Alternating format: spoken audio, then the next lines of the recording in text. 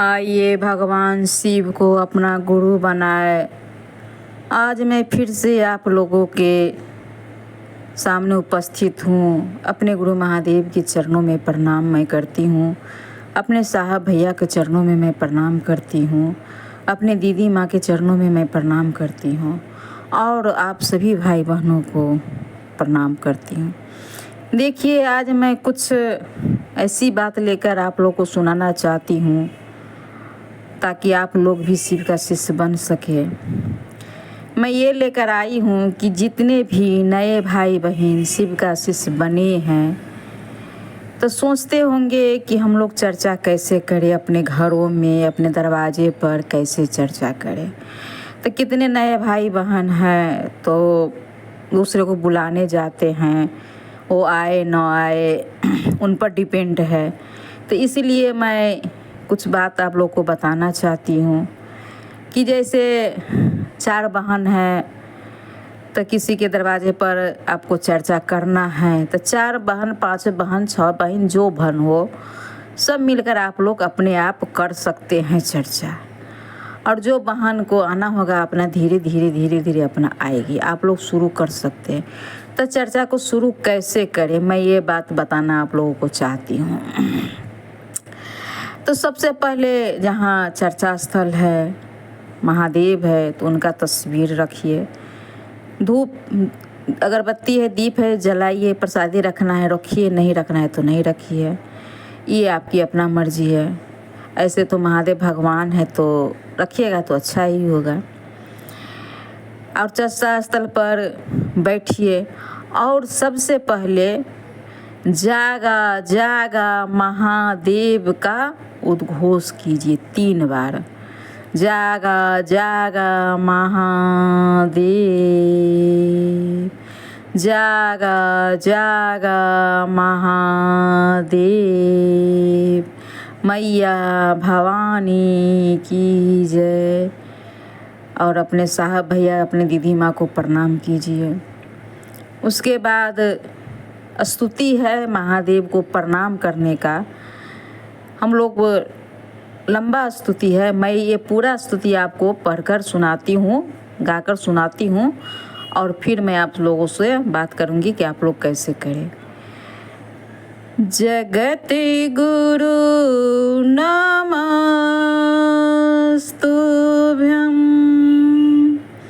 शिवाय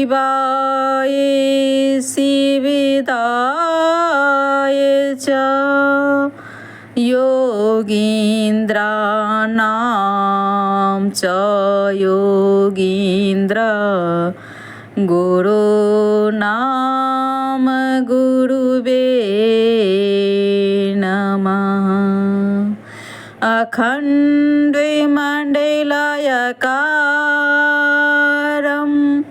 व्याप्तं येन चराचरं, तत्पदं दर्शितं येन तस्मै श्री गुरुवे नमः।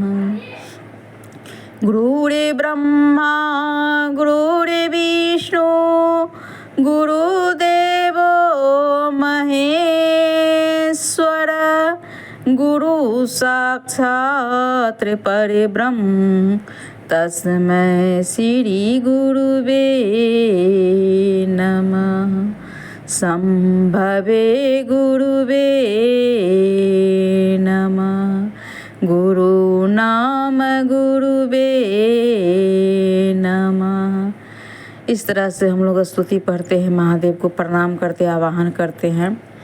अगर आप लोग से यह स्तुति न हो सके तो इतना कहिएगा, गुरु ब्रह्मा गुरुर्विष्णु गुरुदेवो महेश्वर, गुरु साक्षात् परब्रह्म तस्मै श्री गुरुवे नमः। अपने गुरु को प्रणाम कर लीजिएगा और उसके बाद हर भोला भोला भोला हर हर हर शिवा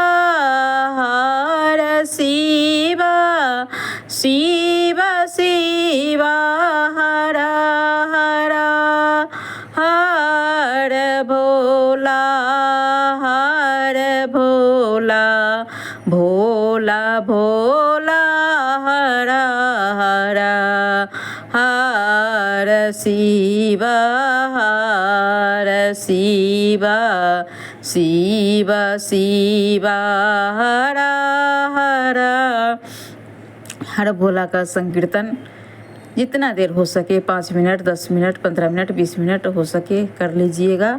उसके बाद जागा जागा महादेव हो जगादा महादेव, ये वाला मैं आपको पोस्ट लिख कर पोस्ट करूँगी। जागा जागा महादेव का पढ़े लिखे होंगे तो अपना लिख लीजिएगा और हर भोला करके जागा जागा महादेव करके उसके बाद अपना गुरु महादेव का भजन गाइएगा, 2-4 भजन गाइएगा और अपना चर्चा कीजिएगा, महादेव स्वरूप का चर्चा कीजिएगा।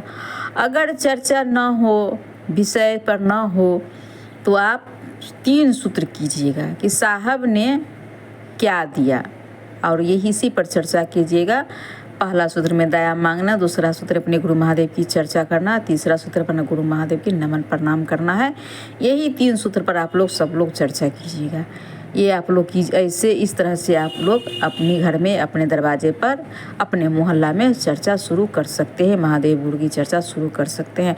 लेकिन हाँ, एक बात और ध्यान रहे, महादेव का तस्वीर लगाइएगा तो साहब दीदी का भी तस्वीर लगाइएगा, क्योंकि बताने वाले, राह दिखाने वाले मेरे साहब भैया दीदी नीलम है। वो न अगर बताते तो न हम जानते कि शिव गुरु है, न आप जानते कि शिव गुरु है। तो हाथ उन्हीं का पकड़ कर चलना है, साहबे दीदी का हाथ पकड़ कर चलना है। उन्हीं के आशीर्वाद से हम लोग महादेव की राह में चलेंगे, महादेव तक पहुंच पाएंगे।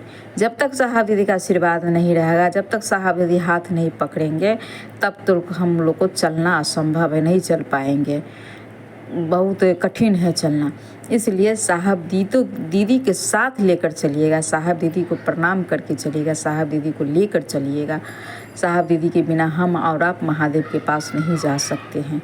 वो है ना डोर है, उनका हाथ पकड़ना, उनका डोर पकड़ना अत्यंत ज़रूरी है। अत्यंत ने बहुत बहुत बहुत ज़रूरी है। क्या कहिएगा शिव गुरु है तो साहब दीदी को क्यों पकड़े? नहीं, साहब अगर मानिए तो जितना हम साहब के बारे में समझे हैं, दीदी माँ के बारे में समझे हैं, तो साहब मेरे महादेव हैं और दीदी माँ भवानी हैं, जितना माँ समझे हैं। लेकिन साहब का बड़प्पन देखिए कि कितना अच्छे साहब है। कभी ये नहीं कहे साहब मेरे कि मैं ही गुरु हूँ, मुझे ही मानो। कभी नहीं कहे कि मुझे ही कहकर कहो कि हे हरिनारायण दया करो। लेकिन साहब भी दया करते हैं, दीदी माँ भी दया करती है। का कितना सुंदर बड़प्पन साहब भैया है, महान व्यक्ति है मेरे साहब भैया। मैं तो उनको शिव का दर्जा दे रही हूँ। आज माँ भवानी का दर्जा अपने दीदी माँ को दी हूँ। तो कहा कि मुझे छोड़िए और शिव को पकड़िए। अब बीच में कोई दूसरा नहीं, साहब दीदी के अलावा कोई दूसरा नहीं। बहुत दिन के बने हुए शिष्या सब, बहन दीदी सब है, शिष्या गुरु भाई सब है।